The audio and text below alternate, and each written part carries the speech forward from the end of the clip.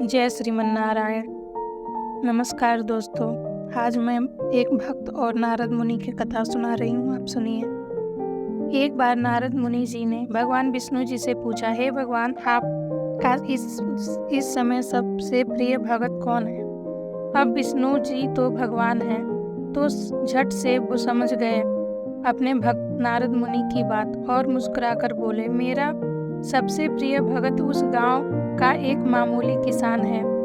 यह सुनकर नारद मुनि जी थोड़ा निराश हुए और फिर से एक प्रश्न किया, हे भगवान, आपका बड़ा भगत तो मैं ही हूँ, तो फिर सबसे प्रिय क्यों नहीं?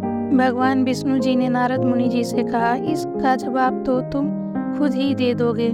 जाओ, एक दिन उसके घर रहो और फिर सारी बात मुझे बताना। नारद मुनि जी सुबह सुबह अंधेरे में ही उस किसान के घर पहुंच गए।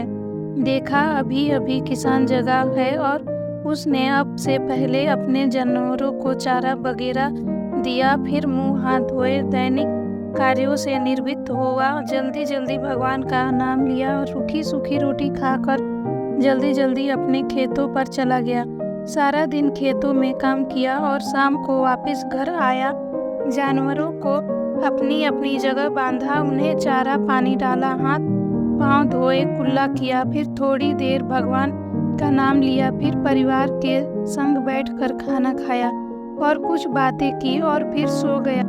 अब सारा दिन यह सब देखकर नारद मुनि जी भगवान विष्णु के पास वापस आए और बोले, भगवान, मैं आज सारा दिन उस किसान के संग रहा, लेकिन वो तो ढंग से आपका नाम भी नहीं ले सकता। उसने थोड़ी देर सुबह, थोड़ी देर शाम को और फिर भी जल्दी जल्दी आपका ध्यान किया, और मैं तो 24 घंटे सिर्फ आपका ही नाम जपता हूँ। क्या अब भी आपका सबसे प्रिय भगत वो गरीब किसान ही है? भगवान विष्णु जी ने नारद की बात सुनकर कहा, अब इसका जवाब भी तुम मुझे खुद ही देना।